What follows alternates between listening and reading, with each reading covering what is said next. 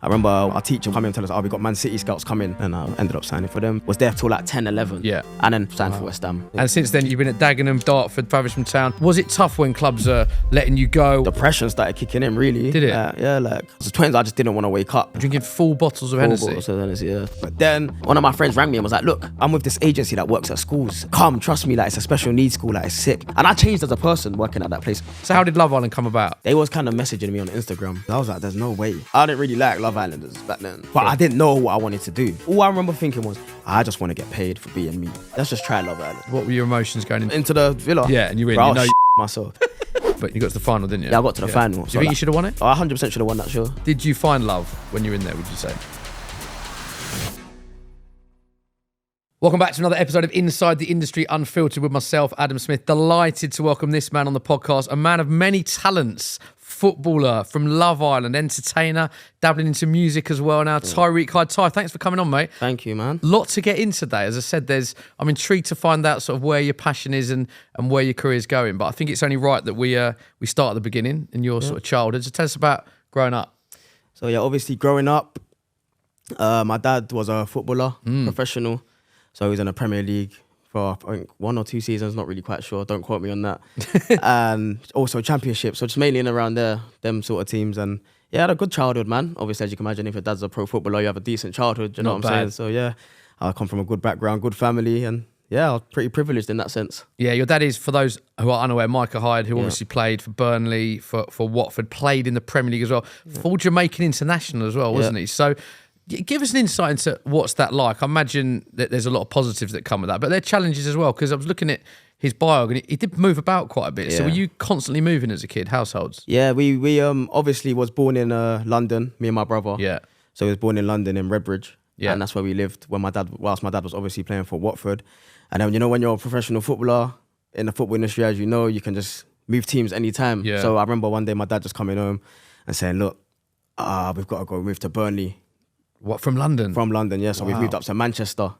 So yeah, he took me, my mum, my brother, all up to Manchester. And I remember just being upset because I was thinking, we're driving for hours here. Like, what's going on? Like, how old were you then at that time? I was about 7. Wow. 8. Yeah, my brother was 2 years younger than me, so he must have been about 5. So wow. He moved us all up there in Manchester. But you know what? When I did get to Manchester, I loved it. Did you? Do you know what? I do miss it now. Even though I was young, yeah, I proper do miss Manchester, man. I proper have like fond memories and vivid memories of living there. Like I feel like it was just a whole different place compared to London.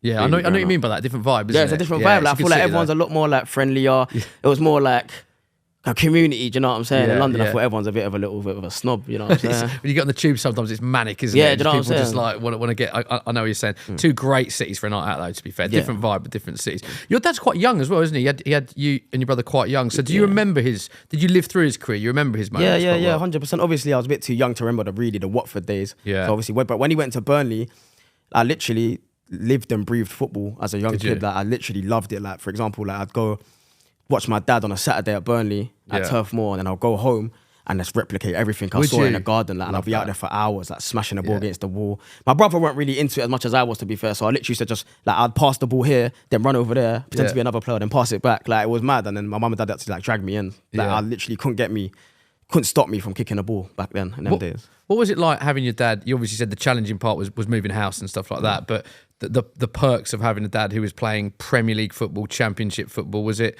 I mean, going out for meals and stuff, was he constantly getting recognised? Did you sort of understand what was going on at that young age, and that it wasn't sort of just a dad with a normal job, so to speak? Do you know what? No one's really ever asked me that question, you know, about if like how I felt like people recognise. I don't think I even noticed people recognising him. Really? So my dad's not really like that way inclined. Like, he's genuinely not. He's like proper humble. Like, I remember when we was growing up, I'd even ask him like, "Oh, can dad like, tell me what it's like? Tell me what it's like." And like, he'd tell me a little bit, but he won't really go into it too tough. You know what I'm saying? I feel like my dad's someone who's really like, he wanted me and my brother to really like live our own lives. You know what I mean? Like, he never really pressured us to play football from early. I just wanted to really do it.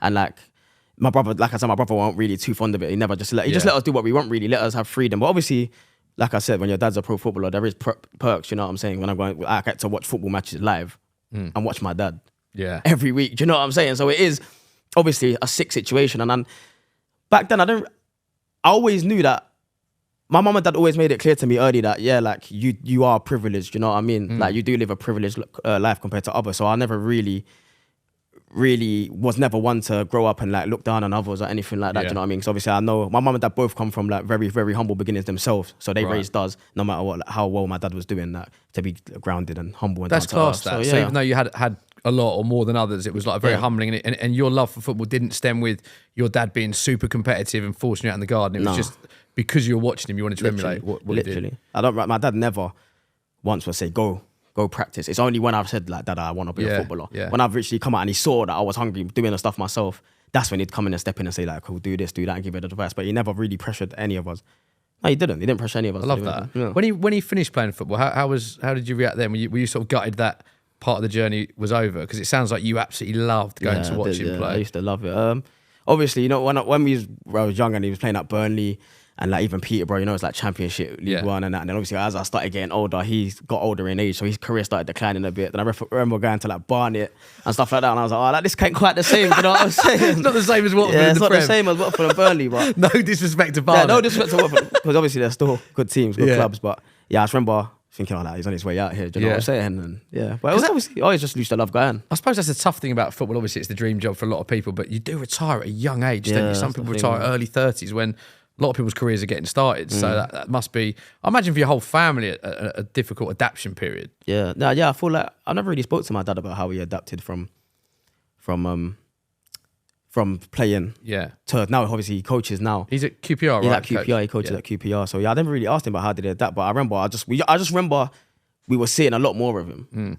Basically, that's all I remember. We just used to see a lot more of him. Because obviously, when you're playing at football, you go training every single day when you're a pro footballer. You know what I'm saying? I remember him just being in the house a bit more, really. That must have been nice things. I imagine things nice, like Christmas and holidays, and there are sacrifices footballers have to make. There must have been times where he might have missed a school performance you've done or social with your mates or something because he's playing. Yeah, of course. Yeah, I remember there was a couple Christmases where we didn't spend with my dad, because obviously he was travelling away for away games on, you know, Boxing Day football. Yeah. How big that is. Yeah. So yeah, he was travelling Christmas Day and stuff like that. So I remember it would just be my mum and my nan and my granddad and stuff like that. So I remember I missed it.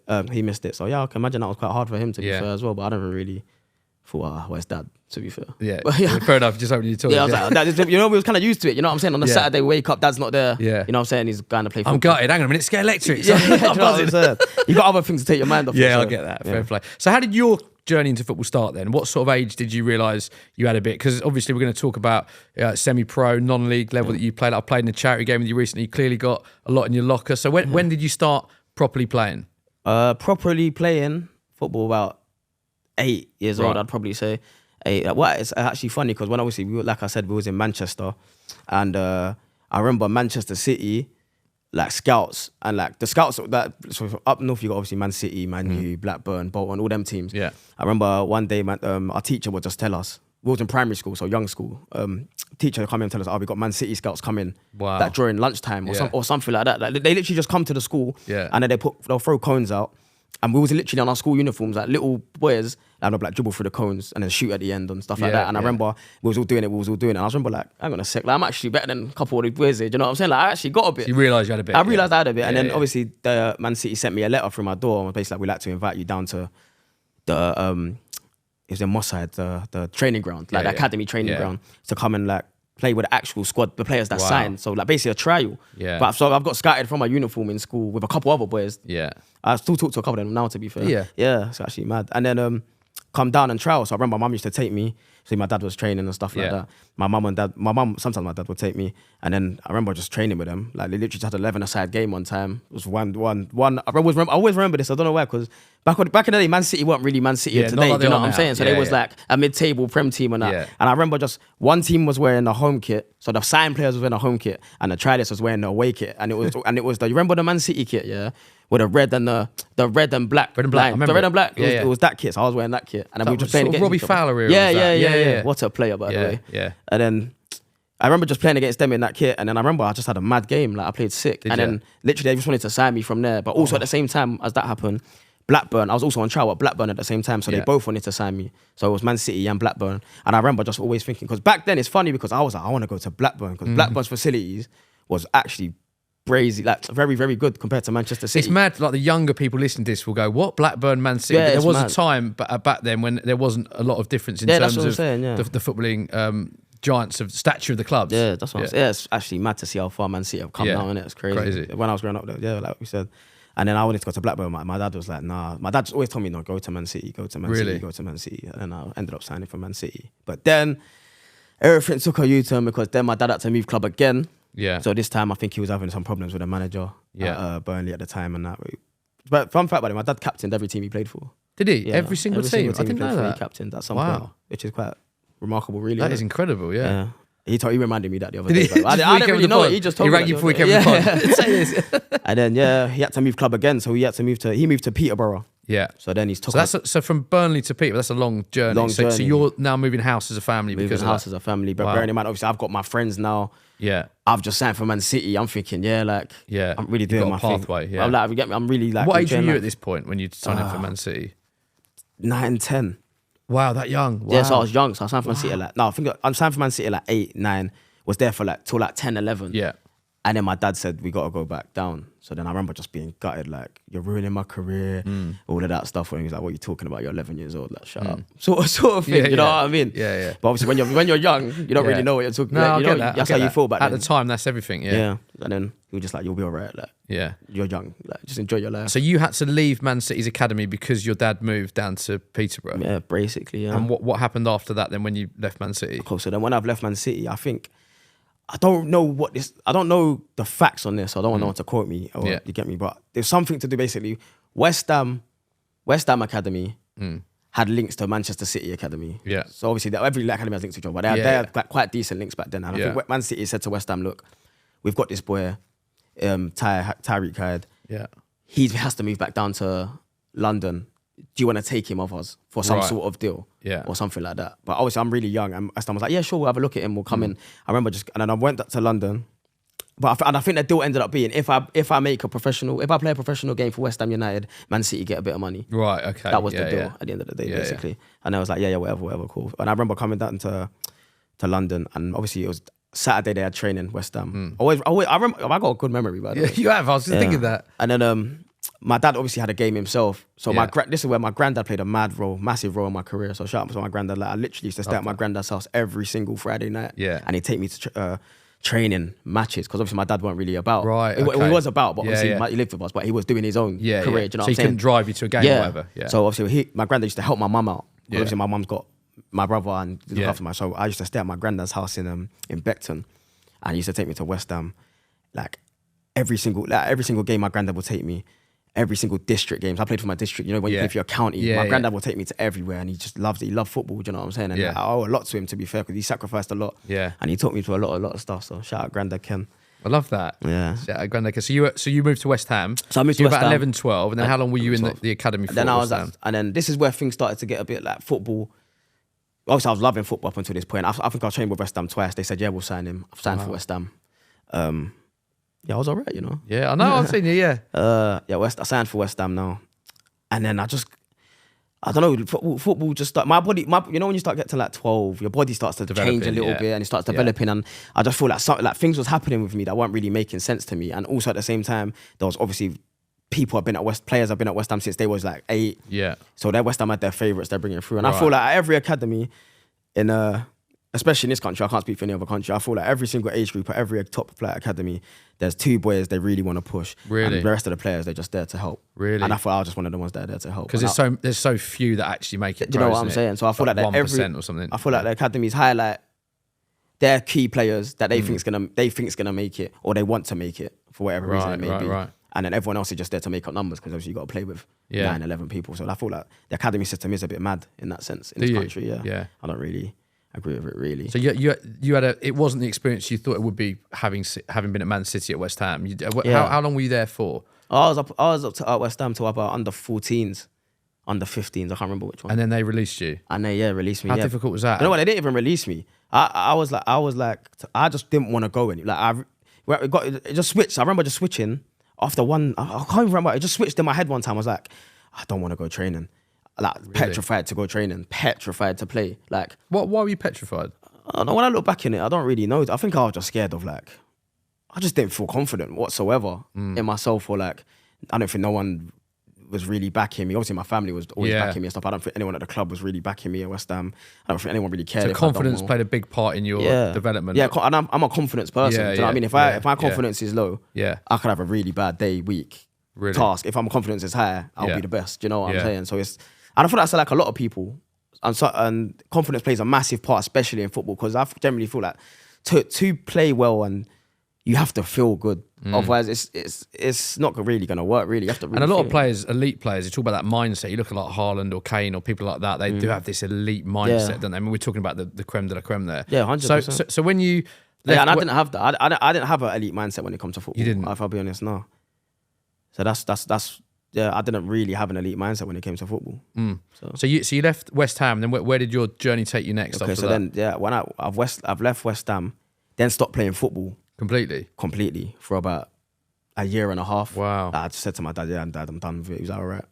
Did you feel that the weight of expectation, given the fact your dad had played Premier League football, was there always that pressure? It sounds like you've got an amazing relationship with your dad, and he's always been there for you, and you speak very fondly of him, of course, but was there that weight of expectation or pressure to follow in his footsteps? No, everyone asked me that question, but no. Not at all? I never ever thought of it once. Really? Never. Because I feel like even as I am as a person, I've never, ever, ever compare myself to others in any situation, even whether it's my dad, anyone. That's a good way to be. Yeah, I've just never ever done it. Like, ever since I was young, up until this day, never. Like, if I see someone doing well, I'll clap for them, be happy. If I see someone doing wrong, I'll just say, well, that's bad. That's a healthy way to be as well. Do you know I think it's very easy to look at people who are doing better, but actually there's a lot of people a lot worse than how we're doing. So I think that's a healthy way to be. So you falling out. Would you say you sort of fell out of love with the game then? Because that's a young age to fall out of love. Yeah, it was a young age to fall out of love. Yeah, with the game. I fell out of love with it completely, really, if I'm being honest. At 14? At 14. And I was just like, I'm done. And then he was like, my dad was like, all right, cool, fine, but you've got to do something. Like, you can't just sit around doing nothing, sort of thing. So, what do you want to do? Like, what drives you? What's your passion? What's anything? And I was just like, don't know. And to be fair, like, during that time, my behaviour started getting a bit worse at school. I started getting, obviously, I wasn't going training in the evenings anymore. I kind of lost that discipline that football kind of brought me, and that structure. You know what I'm saying? So it was just like, obviously I wasn't bad. I didn't do no bad stuff. I was just a bit lazy. Just moping around. I felt like you didn't have a purpose. Yeah, just no purpose. Just going through life and that. But I feel like at that age, it's just fine to have no purpose. Have no purpose, but like, or not know what you want to do. Yeah, you know what you want to do. I feel like that age was fine. So I was like that. But my dad was like drilling into me, like, you have to have a purpose. You have to have a purpose. And I'm glad he did that, to be fair. And then, obviously I started, whatever. Then I started just going to school, do you know what it was? I was kind of enjoying it because I felt like I was the norm. I wasn't the kid at school that played for West Ham anymore. Right. I wasn't the one that everyone was looking up to play football. And you liked that? You had a sort of normal... Yeah, I loved it. I actually loved it because I just wanted to be... Because you know what I always felt, I always felt from a young age, there was always more to me than what people always expect from me. Right. I've always felt I've got more to offer than what I'm actually putting out. And like...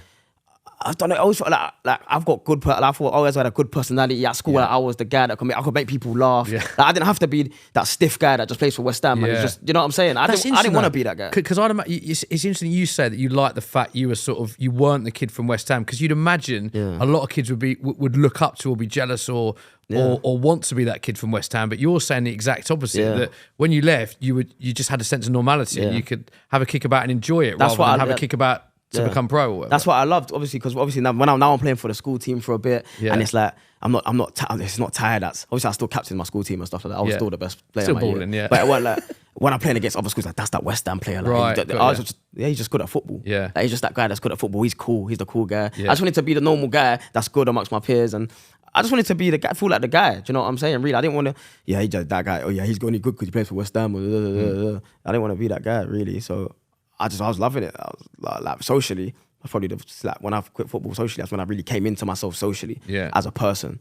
And then I think it got to a point where, cool, now I felt good again about myself and about things I was doing. I was like, cool, Dad, like, let's give this football stuff. Right. I want to give this football stuff another shot. So that's when you went to Dagenham. And that's when I went to Dagenham Redbridge. I ended up going there. I remember going to Dagenham Redbridge. I went into my West Ham kit from a couple of years before. And slits in my eyebrows and all sorts. Yeah. And, by the way, I played for West Ham. Yeah. And I remember I went there and the boys they were giving me a bit of banner, like, do you play for West Ham by any chance? And I remember just full kit, boots, tape, proper full kit wanker. Like. Then I remember going to Dagenham Redbridge thinking, what is this? Like, because obviously I'm used to Oh, really? You noticed the drop in no like, disrespect to them, but the levels to West Ham, yeah, like straight away I was like, they're training on sand, astroturf. Right. Like, this is what I train on at school. Like, yeah, got you. I think obviously West Ham's a category 1 academy. Yeah. Like you have the proper stuff and yeah. And I was just like, fuck, like this is mad. But I went there and that's when I started enjoying it again because it was like we was playing against, instead of playing against the Arsenals and the Tottenhams and the what was we playing? Charlton's, Crystal Palaces. We're playing against like Southend, MK Dons, Northampton, Luton, and I'm like, like I don't even know what these teams are, like, but I'm doing my thing. You know what I'm saying? Like, I always felt like I was a bit better, so I always felt like yeah. Anyway, ended up signing. I think I signed after 2 years. I started loving football again. Was smashing it. Got to like under 15, under 16, and then I remember my dad sitting me down one day. And was like, look, I've been offered the youth team job at Dagenham Redbridge because now he was doing his coaching badge because he stopped playing football. So I've been offered the youth team job at Dagenham Redbridge. Yeah. And I'm just about to go into being a scholar at Dagenham Redbridge. Right. And he was like, how do you feel? And I remember the first feeling I thought was just like, why? Like, no. I remember just feeling no. Oh, because your dad would potentially be your coach. My dad would have ended up being my coach. Right, you know which I really didn't want. Why? Because the stigma, teachers. Yeah, because the stigma attached. Everyone says, "Oh, you're only here because your dad." And people started doing that. But anyway, cool. So then, but I was always the best. I feel like I was the best in my age group, or one of the best. Maybe not the best, but I was good. You know, so I was good enough to warrant being there and getting a scholarship. So then, I remember my first feeling when he said, I'm getting used to it. I was like, no, please. He was like, all right. He said, fine. And I think we let it like simmer for a little bit. And I was like, you know what? I realized I'm kind of being selfish here because I knew like he's been a pro. This is his break to go into coaching. Do you know what I'm saying? He don't know anything else. All he knows is football. Like, he's not going to go first opportunity. Do you know what I'm saying? Yeah. And I even think my dad, when he stopped playing football, I think he was even doing a couple other jobs and that, like grafting jobs. Yeah. I hated it. So I was like, you know what? Like, he loves football, like proper loves it. So I was like, you know what? Go on then. Like, I'm being selfish. How can I tell you no, innit? Sort of thing. Yeah. So he ended up being a youth team coach at Dagenham Redbridge. I'm under 16. I've ended up, when you're under 16, when you're one of the best age group, you play up with the 18s. So now, for the first time, it's me and my dad are just clashing. First time ever in your life? Yeah, first time ever, really. Yeah. We never really used to clash like that. We'd have little arguments like that, but now it's clashing because I'm getting paid now at this point to play football. So I'm an apprentice. It's an apprenticeship. And you've got your journey starting. Imagine that. I feel like I'm starting. Yeah. And his journey coach is starting. He's starting, yeah. Do you know what I'm saying? So it's like we're just both, I'm starting trying to be a pro. He's starting trying to be a coach. And it's like, I'm learning new things. He's learning new things. I'm his son. I'm his dad. I don't like what he's saying sometimes. He don't like the way I'm playing sometimes. Yeah. You know, you're just clashing. And I was like, this is a myth. Like, I can't keep doing this. And then obviously that's when all the stigma comes into it. Like, oh, you're only here because your dad. And did you get that? I got that hard. Like when I was at Did you? Yeah, I got that hard at that. How bad was it? Just people, you lost friendships and relationships with other players because of it? Yeah, like obviously when you're in your under 16s, you're all fighting for a scholarship. Yeah, of course. and very small percentage. So, and only a few get a scholarship. And that's probably the toughest time when you're going for scholarships. Yeah. And obviously my dad is the under 18s manager, so he has a say in who gets a scholarship. Yeah. So it's just like, so obviously people's parents, you can feel it. Like I proper felt it. Even like, just walking into training. When I walk into training, I'm seeing everyone looking at me. I'm thinking, and then it got to a point, at first it used to hit me. Like it used to like really affect me. And I think it started affecting my performance. Like, and then it got to a point where I was like, do you know what? Like, you lot, because I'm better than you anyway. Right. You know what I mean? Yeah. So, excuse my language. We'll bleep it out. Yeah. It got to a point where I was like, yeah, forget you lot, because I'm better than you anyway. Yeah. Like, regardless of my daddy, and then I started just playing well. I can tell that winds you up though, just looking at your body language winding now, me up. even now. Because like, my dad's really not that type of guy. Yeah. Like if I was bad at football, he'd tell me pack it in. Yeah. Like if I was bad at football, I'd pack it in. And you know that because he's the level he's played at. Yeah, do you know what I'm saying? Like he'd just pack it in, bro. Yeah. I know that, right? Yeah. And I'd pack it in as well. Because I'm an honest guy. When if I play bad, I'd always put my hands up, say I play bad. If I play well today, I'll say I played well. Like, it was never. I'm not one of the deluded players. There was a lot of deluded players that thinks they're better. I never thought I was. I always thought, if anything, I probably undersold myself. Yeah. In football, really and truly, if I'm being honest, I always play it down. But I was alright. So that sounds like a tricky period then. So how did you navigate sort of through that when? Because you then went on to play for Dagenham's first team. Yeah. So cool. So then, once I got my head around, people were gonna talk, no matter what. I think that once that started clicking, my performances started getting better. Yeah. And there was a couple of things that happened like that boost your confidence. Like for example, my dad one time was called me up to the under 16, called me up for under 16 to play for the 18s in a youth team game, and I think I've scored 2. Yeah. And like, you know, like little things that help you get through, and it's like, all right, cool. Like, what can you tell me now, sort of thing. Yeah. And I started feeling confident again. So then, ended up being in the actual youth team now. So this is now, I've got a scholarship. Yeah. Where I'm going training every single day and seeing my dad. So I'm waking up in the morning, seeing my dad in the morning, going to work, seeing my dad at work, going home, seeing my dad. So that's when it was like, it just got a lot. Like, it got a lot. And I remember, obviously, when you're a scholarship, you do schoolwork. And I remember, I think me and a couple of the boys was messing around in college. We got on Wednesday, and I didn't get my assignment done on time or whatever. And I remember being a couple other boys didn't do it, and my dad benched me for like 4 weeks, so I didn't play. I was on the bench for 4 weeks in the youth team, and I was just like, "What are you doing?" And he was like, "I was like, he did that, but he's like, but you're my son, so like you need to learn first." Wow, you know what I'm saying? So it's been hard. So it was hard. Yeah. Instead of my dad, like your dad being a manager, helping you and that, like it kind of probably did the other way around. And I remember one day I'll never forget. Is when obviously when you're at Dagenham Redbridge, the first team was like League 2. So that's like, League 2. They was training on the pitch next to us, and the manager at the time was like, we need a midfielder. Can you send one over to my dad? And I remember just looking at him, and he looked at me, and I looked in his eyes, and he was just like, yeah, he sent someone else to go train with the first team. But at that time, I generally was performing. I warranted going with the first team that time. And when I went home that day, I was like, Dad, why did you do that? Yeah. Like, why have you done that? And he was like, yeah, because you probably did deserve it, but you're not ready. Wow. Like, you are not ready. So he was pushing you more than other players, in effect. Yeah, mentally. Yeah. He knew that I wasn't probably mentally. In hindsight, he was actually, I wasn't mentally ready to go take that step into men's football yet. Ability-wise, yeah.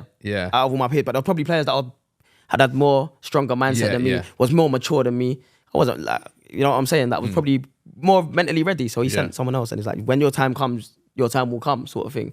Just keep going. And I was just thinking like, what's wrong with you? Like, sort of thing. You know what I'm saying? That's tough. And I was like, oh, whatever. So I just get my head down. And then towards the end of my first year scholar, I started training with the first team more and more. So like, I felt like I was proper developing as a player at this time when I was in my first year scholar. Like, and so to be fair, everything my dad, like, he sent me there at the right time. Everything did it at the right, like, he helped me, proper nurtured me, really.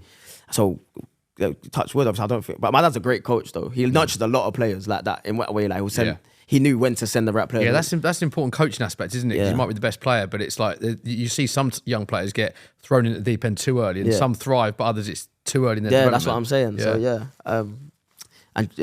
so then I started training with the first team a lot towards the end of my first year scholar, and I was doing really well in the first team training, and I was like cool with all the players, and like the manager was really like starting to like me, rate me and stuff like that. And I thought like good, I'm feeling good. And then towards the end of my first year scholar, I got offered he offered me a pro contract. So now in my second year scholar, I'm in the first team changing room. Wow. So now I've left my dad, I've left my peers, like my friends that I grew up with, like my family, basically. Because when you're a youth team, the youth team family is different sort of family. Is it? Like, you're cleaning the first team's boots together. So you're bonding a lot together. together. You're proper bonding. You're going away games together. Yeah. You're eating together. You're a proper family. Like, this is, everyone's going for the same thing, and like, you're pushing each other. So then I went straight into the men's changing room at like 17 at Dagenham Redbridge, and it was like a real eye opener sort of thing. Yeah, like, I really grew up. That made me grow up really quick. Like, I remember just like, I loved it though. There were sick guys there. There was some proper good pros at Dagenham. I was looking at your career, and obviously I'm going to get into whether you're still playing or not now, but you've been at Dagenham, Bishop Stortford, Dartford, Dulwich, Hamlet, Faversham Town, a few loans in there as well. How difficult was that period moving a lot? Because you alluded to it with your dad, but you've sort of mirrored what he was doing and not being settled in one club. Was it tough when clubs are letting you go or you're moving? How difficult were those periods for you? Yeah, no, that was very, very, very difficult. Obviously, you know, when you realise that a club don't really want you anymore. The Dagenham one really hurt me. Did it? Because I was a scholar there. I went through quite a lot of years at Dagenham Redbridge, and then that hurt me. So when a club don't really want you, it's obviously like you just feel like you're not really good enough. You're not wanted. You know, just the feeling of kind of like rejection. That's the feeling you get in it. But instead of, you can either go one or two ways. Really, you can either say, all right, cool, I'm gonna really prove them to that. But like I said earlier, when I said I didn't really have that elite mindset when it came to football. I just went the other way on like, oh, cool, maybe they are, right? Yeah, self-doubt starts creeping in. Mate, but when football is a massive game of opinions, you know what I'm saying? But I used to take people's opinions as almost facts. Did you? When really, when in hindsight, now I've grown up and stuff like that. Yeah. I don't take no one's opinion as facts, even like now. And like, I wouldn't do it. I've grown up, so I kind of know how it works. But I think like back then, it was just a lot for me to handle. So that's when I started like depression started kicking in, really. Did it? Like depression, just drinking in my bed. So at your lowest then? So this is at a time when clubs are letting you go. They're saying you're not good enough. You're going home from training and just drinking. And just drinking from the bed, like every day. From the ball. Every other day, really. Every day. Really? Yeah, like quite bad, really, and no one would know. No one knew. I just get a Did bottle. you not tell your dad or your family? I didn't tell no one, so no one knew. Wow. But they knew I was sad. Not sad, but they knew like I was going through it and that, but they didn't know how bad it was really, the extent. It was only until that Rising Ballers interview came out, they was like, well, why didn't you just say something to us? That sort of thing. It really hit them, really, and I was like, oh, And why do you think you turned to alcohol? Was it just something that you needed for the pain that you were going through, or was it your escape mechanism? What was the reason sort of behind that? I feel like it's a bit of an escape, really. Obviously, when you start drinking, you can't really feel anything. So I just didn't want to. You don't want to feel anything, really. And it's mad now because obviously now I do music. I literally my first single, which I'm gonna release. I shot the music video on Monday. Oh, sorry, can I say days? Yeah, I shot the music video this week. It's gonna come out. It's literally about that sort of situation. So like kind of it's a dark message. Is it? Yeah, it's kind of it's like a dark message, but I've made it in like a fun, catchy way. So yeah, it was quite hard to like really get my thoughts out into the. So yeah, it's a deep song, really. Yeah, I'm going to get into music in a bit actually, because you've got so much going on. But I just want to touch upon what you said there. So that music video is inspired by your own journey. My own journey, yeah. At your lowest, 'cause I think this might help a lot. There's obviously sadly a lot of people that will be going through issues with mental health, depression, anxiety. How did you get through that, and how bad were things sort of at your lowest, would you say, and how you overcame that? Do you know what? I feel like I've always been lucky in a sense of I've got like a very, very good family. Yeah. I'm very supportive family and a very, very, very strong supportive friendship group. Yeah. Which there's two things I've never taken for granted. Support network is so my support network is very good. And I'll be honest, if it weren't for that support network, I don't know what I'd be doing today, really. Really? Yeah, to be honest, I wouldn't have a clue. So yeah, that literally, they got me through. My friends and family got me through a lot of stuff. So yeah, like, shout out to them. Was the key opening up then when you said that you had depression, you were drinking, you didn't tell anyone? Was actually opening up and talking to your family the first step in helping that situation? No, bro, I'd never told my family. But I've always been someone that finds it easier to talk to my friends than my family. Really? So like, that's what I'm saying. That's why I'm lucky I had a strong friendship group. Because if I didn't have that friendship group, I don't think I'd even had the guts or the balls to tell my dad I'm coming home from training and just drinking. Do you know what I'm saying? But I'd tell my friend, I'd look at my friend and be like, yo, like. Do you know what's mad, mate? I've had issues with my mental health and anxiety. I had more so than depression, but I had exactly the same thing. The hardest people I found to talk to or open up the ones were your families, because you don't want to burden them with more stress. Literally. So like the way you were saying that, different kinds of problems we both had, but I can relate to a lot of what you said there, which is mad. But since speaking to them, they will say, "Please tell me if anything." Yeah. So now I'm quite open with my family. To be fair, like if I'm having a bad week or a bad day, I'll sit down and I'll take the time to talk, because talking actually does make you feel better. Anyone that's watching or listening, because I used to think, well, I don't want to tell anyone, but talking generally does make things feel better. Yeah. People are there for you, and it'll make yourself feel better. Yeah. Clears your head in a sense. Just lets it come out. Yeah, really, great point. That if you didn't have that support network, what direction do you think your life would have gone in? That's what I think. I don't know. Like, I don't know what I would have been doing. Like, I was just 20s. I just didn't want to wake up. Really? When I think back now, I didn't want to wake up. Really, I just didn't want to go. I didn't want to wake up, go to training. I didn't want to go out with my friends. Didn't want to go shopping. Didn't want to go meet girls. Didn't want to do nothing. Just didn't want to wake up, really. Or when I did wake up, I just didn't want to leave the bed. So yeah. So I don't know what I'll be doing, because you can't really do much with that. So. Yeah.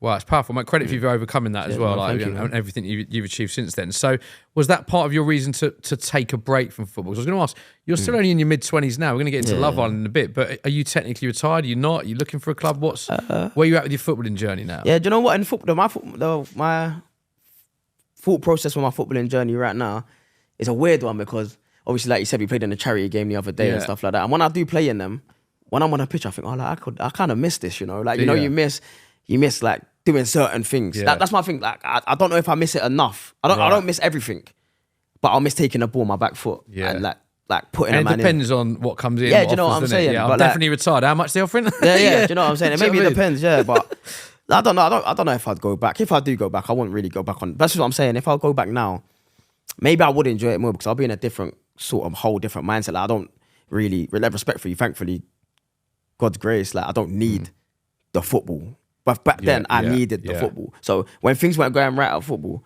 I'd be like, oh, losing my head, like getting frustrated. But now I think, if things don't go right, like I might miss a header. The manager might drop me this week, might drop me next week. Who cares? Do you know what I'm saying? But back then it was like, yo, I need to play. What's going on? So maybe now I'll be able to play more free. Play better, probably. But you took a break from football a few years back. So was the decision that because of the depression and the injuries and where your mental health was at? Was that the reason why you decided to step away from football then? No, I didn't take a break. I took a break when I was young. Oh, did you? Right. Yeah, sorry. I didn't take this one. I went through the depression and everything, but I'm not taking a break. But thankfully, and this is why I always say, like, obviously COVID was a mad thing, but thankfully COVID happened because when I was at my lowest in football, COVID hit and cancelled the season. So I was like, it was a saving. It was literally a saving grace. Because then I was like, oh, thank God. Like, I remember literally just thinking, thank God. And something just switched to me and was like, cool. Because you couldn't play. Because I didn't have to go. Because you weren't able mentally to play football, then you just wanted to be at home. I was at Dulwich Hamlet at the time. And that's when I was at my lowest. Like really, that's when I was really going home drinking and like bad, like a lot. When you said drinking, was it just beers or was it spirits? Just Hennessy. Really? Yeah. So you're drinking full bottles of Hennessy? Full bottles of Hennessy, yeah, just from the bottle and just every other day. And Dulwich Hamlet at that time, we used to train every day. Wow. So I'd wake up with a hangover, drive to Dulwich Hamlet from Essex, train in a bad state, train crap, go home, do the same thing. Drink a whole bottle of Hennessy? I won't drink a whole bottle every day, but I'd do half one day, half the next day. But that's still it's still a lot of alcohol to consume. Do you know what I mean? So that was all in your life. That was all you're doing, basically training, drinking. Training. And the reason COVID, because obviously it's a horrible time for many people, but for you, it was a blessing in disguise. For me, yeah, because you didn't want to get out of bed. Yeah, for me, blessing in disguise because I didn't have to go to Dulwich Hamlet every single day, and then I realised, and I was still getting paid. You know, you get put on furlough, so it was like literally a saving grace. I was still getting my money from Dulwich Hamlet. Yeah. But I didn't have to go to Dulwich Hamlet, so I didn't have to go to what was making me sad. So it was this is where comes in when the football season stopped. I had more time to think, and I wasn't drinking as much, but I was still drinking, but I wasn't drinking as much. Yeah, and obviously I wasn't going to football, and I literally just thought, yeah, thank God, blessing this guys. I said, oh, you know what? And then something clicked with me. One of my friends called me and was like, oh, look, like, you're not playing football right now, so you got all this time, and you're still getting paid. Why don't you get another job? You get double money. I think my mum must have told me that as well. But I've never worked. All I've known is football, so I've never worked before in my life. I've never even had like a. I used to do work experience and that, but I've never. I worked at Amazon warehouse a couple of times for one day here and there. Yeah, that's a madness. Anyone who does that, shout them out. Literally shout them out because that is a hard job. Yeah, okay. And then one of my friends rang me and was like, "Look, my football season's been furloughed. I've got this. I'm with this agency that works at schools, and the hours are 9 till 3, like, and it's good money. You get day rate and all that." And I was like, "What are you talking about, bro? Like, what do you mean work at a school?" Like, I was like, I remember just thinking, "What you want about?" He's like, "No, bro, trust me. Like, you can wear what you want. Like, come, trust me. Like, it's a special needs school. Like, it's sick, man. Like, it's proper rewarding. Like, it's sick. Like the kid, like you get proper close with the kids and that." And I was like, "Yeah, you know what? Cool. Let me try." He went. I was like, "You know what? I'm gonna try it." Because I had obviously now bare free time, double money, like, why not? Decent money as well for that job. And then I remember going, I'm on my first day, and I just remember thinking, what am I doing? Like, we got to lunchtime, and I was like, what am I doing? Really? Like, the school that I worked at was called Phoenix in Bow. So it's a like full special needs school. Right. So some classes are non-verbal classes. Wow. So the kids can't even talk. And bearing in mind, I've literally just come from playing football. Yeah, so that's all you know. That's all I know, and I literally just come straight into this. Yeah. And it's like, wow, that's a proper real eye opener. And and generally, that job also saved me as well. Did it? Yeah. In what way? Like, I saw life in a whole different light. Did you? Gave you a sense of perspective. Yeah, it gave me a sense like, I bet. Like, I'm sad because I'm not playing on the weekend for Dulwich Hamlet, but I'm working with a kid that's got Down syndrome right now, and that's him every single day. And like, something just, and I changed as a person working at that place as well. Like, even my whole family will say it, my friends will say it. Like, bro, like, I became proper more well-grounded as a person, and like more like what's the word? Empathetic. Put your problems in perspective. It's like your biggest problem is not playing in a game. Yeah, do you know what I'm saying? Yeah, children who are unwell, it gives you a sense of perspective and wants you to be closer to those individuals. Like, I was deep in it. Like, I was working at that school, going to school, and I used to love going to work then. And I'm deep in it. Like, cool, like, you're going home, you're just drinking every day. You don't pay no bills. You don't pay no bills. You might pay your mum. I pay my mum a little bit of rent here and there, but it ain't nothing mad. You ain't got no kids to feed. Like, your mum and dad are still together. Like you have a night. Like, it made me realize that I'm actually blessed. I've got a brother and a sister. Yeah. Mum and dad that both love me, still alive. Massively thank God. blessed. Like Yeah. I'm massively blessed. I live in a nice area. Yeah. We don't. You know what I'm saying? Like Yeah. what's there to be really sad about? That's when I started realizing. That's when I started getting. Okay, now this is how life really works. Like It's mad though, because a lot of people don't look at that. Yeah, Do do they? you know If what you've I'm got saying? friends and family around you, that you are blessed, and Yeah. but it took you working at the special needs school It to took really me twig that. Yeah, it took me COVID to happen. Yeah. Spending a lot more time with my family as a whole as well. Also, I became much closer with my family during COVID. Did you? And working at that special needs school because I was like, wow, like. And then I remember just going to. I used to like going to work as well. Yeah. Because it's not every day we're going to football and it's just football banter running every single day. Like, I'm going to football and I'm chatting to a woman who's 55 with 3 kids. Yeah. And we're doing the same job, and like she's telling me about her life and I'm telling me about her. I'm learning, but people from different cultures. Yeah, I love like that. it's mad. Like in the staff room, like that was the first time I had a staff room, and I'm all just being a bit little lively in the staff room, and I'm thinking I like the socialising at work. You know what I'm saying? And the job was rewarding. So I used to always. That's what I'm saying. I always felt like I'm someone who just need like there was just more. There's always more to me. Like I want to just bounce off people. Like. Show my personality. At football, I don't really think you get to show your personality because you're kind of like boxed into. You're a footballer. You have to act like a footballer.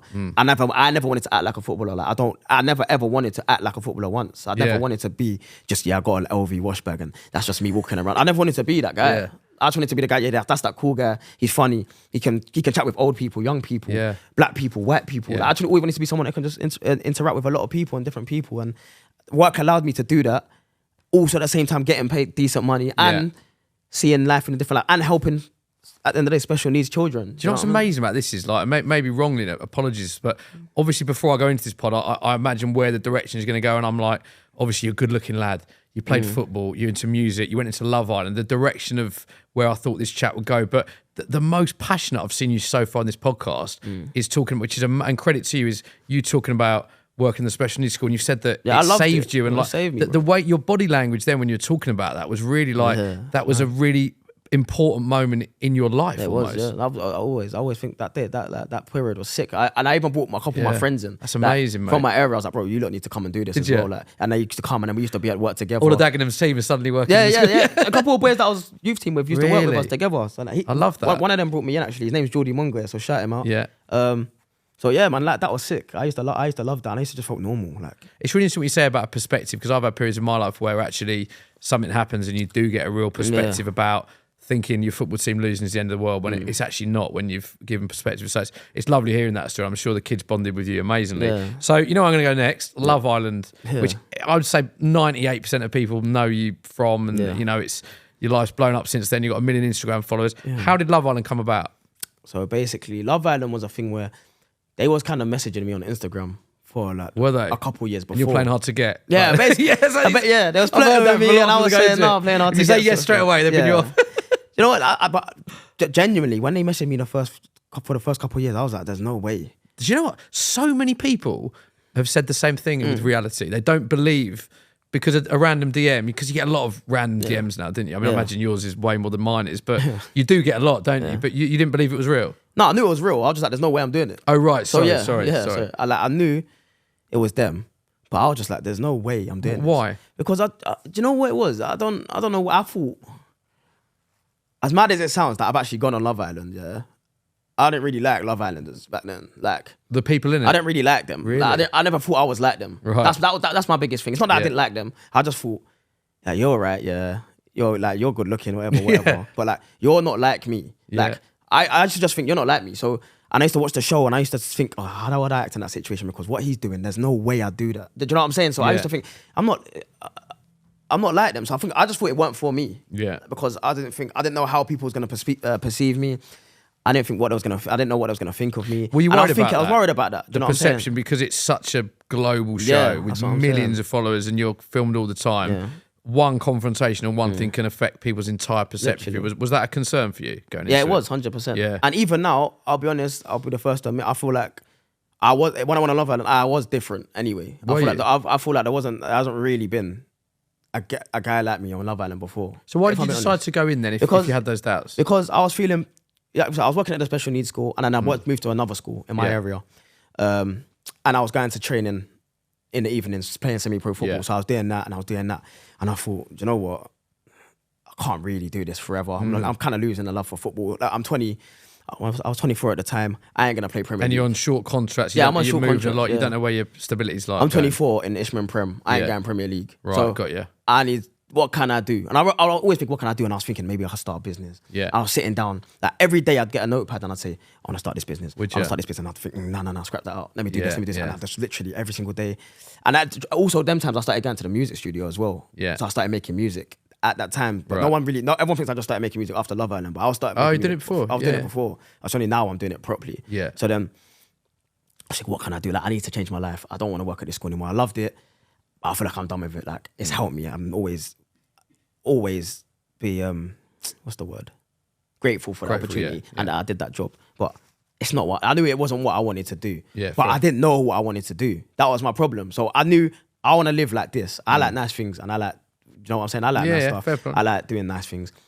The way I'm living right now, it's not sustainable for what I really want to do. That's how I was thinking. So I need to start something, do something, and and back then, even now, like back then, I knew a lot of people. So I thought I can maybe network and do something and do stuff. And I remember before even Love Island, I tried signing up to modeling agencies, and then was all like wishy-washy, like not really getting back to me. And I was like, all right, cool. You know what I'm saying? That's cool.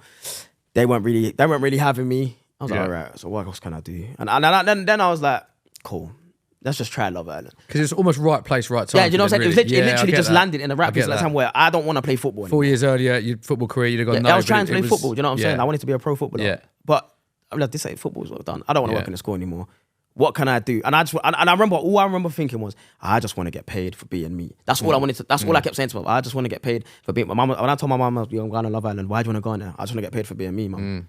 How did your dad react when you were He there. Then There's a story there, isn't there? Yeah. So I remember now, the whole Love Island process is kind of a long process. So I remember I was doing the first couple of steps. Yeah, what is the process? Go on. Yeah, cool. So they basically call you, they message you, you reply to the DM. Yeah. They say, what's your number? You send your number. Yeah. They give you like a brief chat. It's like a 5-minute chat. Right. Like, what are you doing in the summer? What you like? What girls do you like? Yeah. Are you single? Whatever. Cool. Yeah. Then from there they say Zoom call. So then you have a Zoom call with them, which is a more like 15-minute chat. With how many people would that be? Just one person. So Oh, like, wow. Yeah. So it's like face to face. They're Yeah. proper getting to know you. Like It's like a talent booker type yeah, thing. sort of thing. Yeah. They're proper getting to know you, and they're just having like a normal, brief conversation. Yeah. They're quite fun, to be fair. The whole Yeah, process yeah. is actually quite fun. I loved it. And then you're having a chat. I'm just being blatantly honest, like because Yeah. I was just thinking, if whatever happens, sort of thing. Yeah. Yeah. And then I think like I started to realize they started to kind of like me because they started ringing me a bit more, and more people started to ring me. So it's a from long Love Island. process Yeah, of it's long. calls back and forth. Yeah, And so they're then probably doing this for hundreds of people. Yeah, I'm that's what guessing. I'm saying. So then there's a few Zooms. Yeah. Meet them in person a couple times. Oh, wow. Yeah, and then what's my favorite day? No, then you do a medical. So then they tell you to do a medical, and you're like, all right, ooh, like.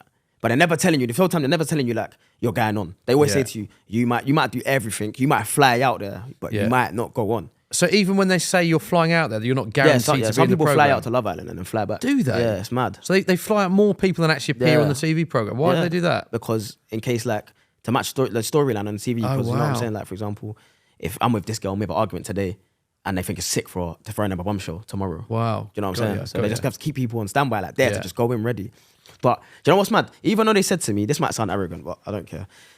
Even though they said to He's me, going to say it anyway. yeah. Even though they said to me like, you might not go on. I was just thinking, I'm going on though. Like that was not a doubt in my mind. You had that self-belief. That I there, just had it didn't like, you? because who else? I just thought, who else are you gonna find? Yeah. That's what I genuinely Really? thought at that time, and I was just like, yeah, well, okay, just So, whatever. so when you went in, what was your reaction when you knew you were going in? Were you sort of anxious, nervous, excited? What were your emotions going into the Do you know what? into Love Island When I flew there, or when I walked when you actually walked in?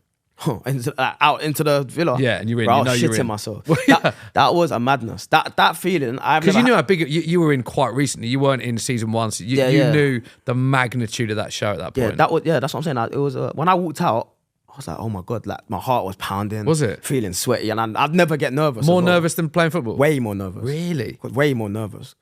Way nervous than doing anything I've ever done. My GCSEs, Yeah. anything, driving tests. I was like, I was A-level, nervous. all your I remember exams, just thinking, don't look like an idiot. Don't trip. You're on TV. You're on TV. Oh, little things like yeah, that. do you know what I'm saying? Yeah, I do know what you mean. So then, I walked out, and then I literally walked out, looked at everyone's face, genuinely, just felt calm. From there, Did you? From there, smooth sailing. Really? Not nervous. Forgot the cameras were there.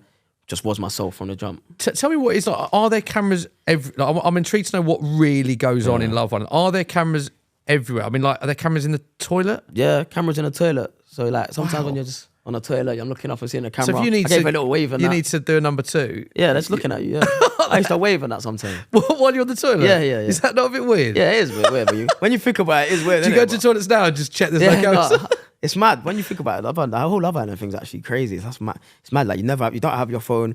Never know the time. Do you never? Is that genuine? You never? No, genuinely never touch your phone. How difficult is that then? Not to like. Yeah, not hear from your parents, not knowing the football score, for instance, not knowing what's going on in the outside world. Yeah, no, it's mad. The family thing's all right because I feel like if something was really significant happened, they'd tell you. Right, so as long as you go through and no one's really saying anything to you, it's like, oh, they're right. Like, do you know what I'm saying? But footy, but the football, that's a whole different story. That's a different level of stress. That's a different level of stress. Dad, I'm not going to miss you. But like you don't know who's win, you don't know the results, and then but the worst thing is that's mad, isn't it? In this day and age, because you can get everything like that on your phone. And I love my phone. So I'm always on my phone. Same. So bro, when I was in there, I was like just itching. And people always say, what happens in Love Island? What actually happens in Love Island? Bro, a whole lot of nothing, bro. Really? It's boring. But that is genuine. You don't have your phone anywhere near nothing. You sit there. And that's hard. It's so hard because I'm someone that just needs to do stuff and I'll just you do anything to entertain yourself. Like me and the boys were just playing silly games. Like we used to make up games like the word game where I say a word, you say a word, you say and the sentence will be just, you know what I'm saying? But we're doing it for 3 hours at a time. Like it's just mental. And I remember I used to get buzzing when a boy bombshell will come in that looks like he likes football. So I'll be like, yo, who did Arsenal sign? Oh, really? Yeah, and he'll be like, yo, they signed Havertz, they signed Rice. And I was like, Havertz? I was like, what are they signed Havertz for? And then I'll go back and forth with the guy. Like, literally. And then so that's the first thing you'd say when someone else came in who have Arsenal who Arsenal signed? Because you're an Arsenal fan. And then literally, but you have to say it quick because then the gallery will be like, Ty, start asking questions about the outside. Really? Like, Tyrique beat you at one. Like, and I'm like, who did Arsenal sign? Who did Arsenal sign? Quickly tell me. And then they'll say it. And then, so the only info you wanted from the outside world was who did Arsenal sign? Who did Arsenal sign? What music's out? Yeah. Who released the album on that? I remember what was Drake and Jay Huss's song sounding like? What was Central C and Dave's song sounding like? Sprinter, because I missed it. And Declan Rice deal as well. Declan Rice. Wow. What else did I used to think? What else did I used to ask? What's my followers on? Like just ask questions about what's going on outside. Who does everyone like? Like, you know what I'm saying? Yeah. How am I coming across? Am I coming across as a prick? Yeah. Was that the most challenging part? Then not knowing what's going on the outside. Not having your phone? that was the most challenging part about it. But even that wasn't even that challenging because I think it literally Love Island just gets you in a place where all you know is there was a point in there genuinely where all I knew was that villa and the people in it. Like I didn't think about my mum. I realized I didn't think about my mum, my sister, my dad, my brother for about 4 days, and I was like, oh my god, like this is mental. Why is that? Because you just get in a bubble. You're just in a mad bubble, bro. Wow. Like, I was in there from day one till the end, so I'm just seeing people come, go. You got to the final, didn't you? Yeah, I got to the final. Do you think you should have won it? I think I 100% should have won that show. Yeah? Yeah, 100. Why do you think you didn't? Well, I don't think I didn't. Tough question, that, isn't it? That is a hard question.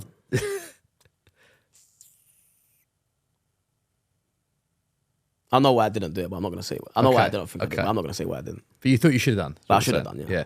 And be honest with this one. When you go in, obviously it's a reality show. Obviously people are looking for love. People are trying to win a game. There's money at stake. What is your motivation going in? Is it simply to win the reality program? Is it the cash? Or do you genuinely want to find love when you went in there? Do you know what? My plan genuinely, I had no plan. My plan was to go in there, make sure I'm myself. Because I'll be honest, even my mum said, don't be yourself when you go on that show. Why did she say that? Because she knows how I am. Like I'm perfect. I've got some bad traits. Do you know what I'm saying? So you said that a few times. I just to pick you up on that. Yeah. You were really worried about how the outside world would see you, and I wanted to make sure that if they was gonna see me for anything, or be me. And that's what your mum said as well. And that's my mum said, don't play a bit of a game, be something you're not a little bit. And I was like, no, I'm not doing it. Because you've seen it go the other way. And then I remember my mum that's why my mum every day, I swear, my brother tells me my mum was on edge every single night, panicking to the point where it's proper bad. Yeah. So then that was my aim. Go on there, let everyone, the whole world see me for me. If I go home first week, I was myself. If I win the show, I was myself. I didn't care about winning the show, genuinely. Didn't you? I only started caring when I thought I should have won it. Yeah. The nearer you get, the closer it's like dangling a carrot in there. See, didn't give a toss about finding love, if I'm being honest. You? Didn't think I would. I didn't think it was possible. I've never been in love before. And definitely didn't think I was going to do it on ITV and 9 p.m. every night. So, and what else did I think? And that was it. I just thought, So your main motivation was just to be yourself. And I want, and to network and grow yourself. Network and hopefully come out, get paid to be myself, doing something. I don't know what yet. Generally, that was it. Wow. I didn't know what I wanted to do when I come out. That's very honest, mate. Yeah, Fair that's play. generally. Didn't have no plan. But if I told anyone that's gone on Love Island now, any advice is make sure you have if you're going on Love Island now, have what you want to do after so you can go straight into it. Really? Because where I kind of didn't really, I'm doing well, don't get me wrong, Yeah. luckily and thankfully, but I think that's generally them because I was different. So have a plan before you Have go a plan in. before you go in. Is Like, that hard of as what well? you want to do? Is that hard? Because obviously Love Island's massive, but it's every year. So do you feel like coming out of Love Island, you have to hit the ground running for that year before you become, I don't want to use the word relevant, it's hard Yeah, to use, but you do almost become less relevant the following year when there's another load of people that go in. Yeah, of course. A lot of people keep saying that thing to me, but you know what? I'm buzzing for the new Love Island to start, so everyone can just leave me alone. Oh, yeah. To be honest with you, like they can message someone else and find someone else to obsess over. Yeah. Do you know what I mean? And Yeah, I know what you mean. Like, so they can just get off me for a bit. And in terms of relevance, I feel like I keep saying it might sound a bit arrogant, but I just think I'm just telling the truth. Like, Yeah. I was genuinely different, and I don't think they're gonna find someone like me this year because they ain't gonna. Do you know what I'm Really? like? I don't think they can. Because do you think a lot of people go in there and play a game and are very different? I think a lot of people go in there and do you know what it is? I feel like a lot of people go in there and we've seen them before. Right, okay. Got I you. feel like there's a lot of copy paste. Similar people. Yeah, but there hasn't been anyone like me on the show. And I think a lot of people would agree out there. Do you know what I mean? So I was the first of my kind. So if someone was even somewhat like me this year, they'll say, oh, he's just trying to be like Tyrique. Do you know what I'm saying? Yeah, okay. Whereas a lot of people were like, oh, he's just been trying to be like him from season 3 or season 4. Do you know what I'm they've saying? seen So, someone win and think if they copy those traits, I might have a chance of winning, yeah, for do you know what I'm saying? Or, instance. yeah, but I just literally didn't care. I didn't care how, and do you know what's mad? When I come out of Love Island, I struggled with the amount of love I got because I always thought I deal with hate better than love. Do you? So I always thought people were gonna hate me. I thought people were gonna hate me, and I'll come out and it's like, yeah, shut up. But I come out and got so much love, like overwhelming love, to the point where it's like I didn't really know how to navigate or do with it. Like it was a weird one. And obviously I'm blessed and grateful that I have so much love out there. And shout out everyone that does support me and stuff. But that's something I really struggled with, like just receiving love, like public love. Wow. Yeah. That's interesting. You said you didn't go in there looking for love. Yeah. You coupled up with Ella. Did you find love when you were in there, would you say? Yeah, no, I found love. Did you? 100% I found love. And it was mad, bro. Like, I can't even explain. You know so what? Genuinely you two in love? In there, yeah, genuinely in love. Yeah. That's why I think we should have won that show, because I genuinely think we was the most in love. And I reckon a lot of people in that villa would agree. But let me just leave it as that. Okay. You know what I'm saying? And I'm not going to go on about it, but you're not together now, No, right? not together, no, but no. still amicable and everything like Amicable, that. yeah, still on good terms. Nothing but respect for her. Wish her nothing but the best. She's a good girl. When nothing happened, so like nothing major happened between us. I feel like it just, obviously when you come out of Love Island and it's a whole new lifestyle. Do you know what I mean? For both of us, it's Is that hard to deal with? Yeah, it's massively hard because, like I said, I was working at a special needs school, playing semi-pro football.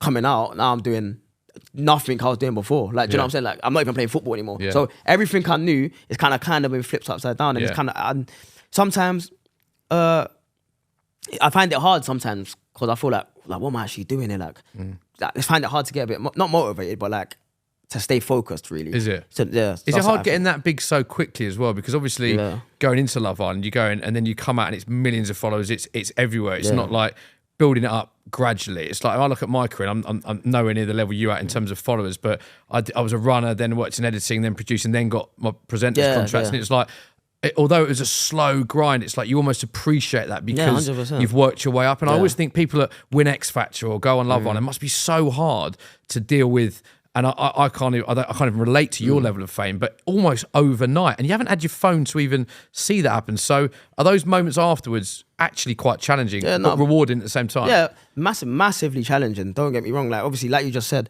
like, the things you do now, and you're doing amazing.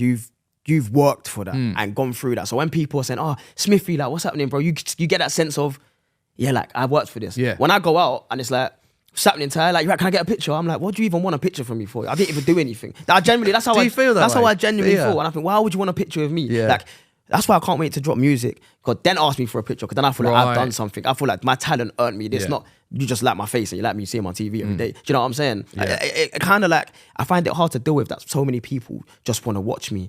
Or like, when I make TikToks, how many views I get. Like, why do you want to watch me? I'm talented, but you don't know me for my talent. Right. That's how I feel. Like, so it doesn't. I don't feel rewarding. It really doesn't feel rewarding when people ask me for pics and stuff. And I've never said no to any single person that's asked for a pic. Like, I give a pic every single time when I'm eating, no matter where I am. I'll always be polite and respectful because I know that generally some people like are generally supporting me. Do you know what I'm saying? And I appreciate that. I really appreciate that. And when they support me for me, but it just generally baffles me. Like, why do you want a picture? That's interesting. That I generally don't. But that's the world we live in. I think it's everyone, you see people on the TV and stuff or socials, and they want to be a part of that and want that first. Like for example, if I saw like Kevin De Bruyne, he's a joke at football. That's why you want a picture of him. Do you know what I'm saying? Yeah. You want a picture of why? Like, think about why do you want why? Yeah. I look good. Like girls might ask for a picture because they think I'm handsome. Yeah. But that's not even enough for me, bro. Like I want to generally feel rewarded. That's interesting. Yeah, that's how I feel. Is there anything else that would happen that we wouldn't see? Like when the cameras are, like what happens when the cameras aren't rolling? Like just talk to us about what that experience is like and what actually goes on. Love Island, like I said, a whole lot of nothing. So you're seeing there's 24. The cameras are on all day. How many cameras are there? Would you say? Bro, I think one time we tried to count them, but you can't count them. So there's little ones hiding everywhere. I was going to say that they're hidden ones, aren't they? There's rather than camera operators in your face to capture the authenticity. There's a big camera that comes out, and when the big camera comes out, you know someone's going home or something big's happening. Do you know what I'm saying? So I might say to the boys like, "Yo, the big camera's out. Let's someone pack their bags." Like, get me back now. What else happens? There's off days, obviously, but do you know what's what mad? Happens on an off day? What's an off day? Do you know what's mad about off days? It's like, for example, there's not even off days. It's like off nights. It's weird. So like you'll wake up on like a Sunday or a Saturday, depending on what they decide, the producers. So then you'll wake up, get ready for the day. They'll say, have your conversations and that. So you have your conversations, whatnot. And then the producers will come in and say, cut, like, not cut, but like, everyone chill, boys over there, girls over there. And we'll eat, Then whilst we're eating, the producers will say, it's an off night tonight, Which then means that this is not getting filmed. So you can do whatever, like you can go bed now. Like you can sleep, because you can't just sleep on a normal, you can't go for a nap. You can't go for a nap on a normal day? Why not? Like, get out. They'll be like, get out, this is not holiday. Do you know what I'm saying? Oh, because you need to get footage. You know what I'm saying? Like you need to get the footage 24/7. Like, because you might nap and someone wants to chat to you. Do you know what I'm saying? But then off night they might say you can go to sleep, and they order McDonald's or burger or pizza or so anything. So an off day, cameras are off. Cameras are off, chilling. Like, you get me, you're chilling. You can put you can just lay down with the boys outside, kick a ball for a bit. Sometimes they let us do, which was actually unreal. And then, but then what they do is they say stop after you finish eating. They say everyone not line up, but everyone come to me one by one, and they take a picture on their phone of exactly how your hair is, exactly what you're wearing. So then when the next morning comes, they blend it so it looks like it's the same day. That's one. So you'll have a conversation with someone, same outfit, you're wearing your green, your white, and your blue jeans, whatever, same shoes that morning. Off night, go to bed the next day. You have to put the exact same. Sit in the same place, same lighting. Down to the point if I had these earrings in yesterday morning, I got to wear these earrings. So some conversations we watch will be like an amalgamation of 2 days conversation. That's what a lot of people don't know. That's what I don't think no one said that either. But that's something not everyone knows. I love that. And they just blend it in. So it's actually mad. The editors are sick. That is mad. Yeah. And you see from the credits how many people work on that. That's probably because you said all the cameras. And they're all lovely, by the way. All the people like the cameramen and that, like working on, are sick guys. Like, I love Love Island. I love the staff at Love Island, even the Villa runners, producers. I like everyone there, really. Did you? When I think about it now, when I was there, I used to moan. They'll tell you I used to moan a lot. Like, I want to go home. Like, this is long. You're telling me what to do all the time. But now I think about it, like, what a summer. Yeah. Like, genuinely, what a summer, bro. Yeah. Like, wake up, I ain't got to pay nothing.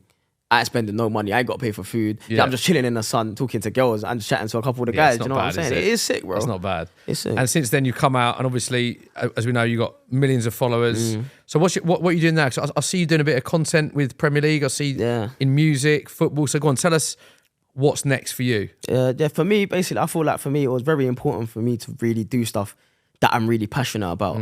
Otherwise, it could come across in my content as, you can tell I'm someone that I'm kind of easy to read. You know what I'm saying? So if it seems fake and that, you'll be able to tell that it's fake from my content. But if I'm really passionate about it, you can tell that I'm putting my thoughts into it, effort into it. So my two biggest passions is obviously music and football, which I love to death, basically, really. And obviously I've been working with the Premier League and the football stuff.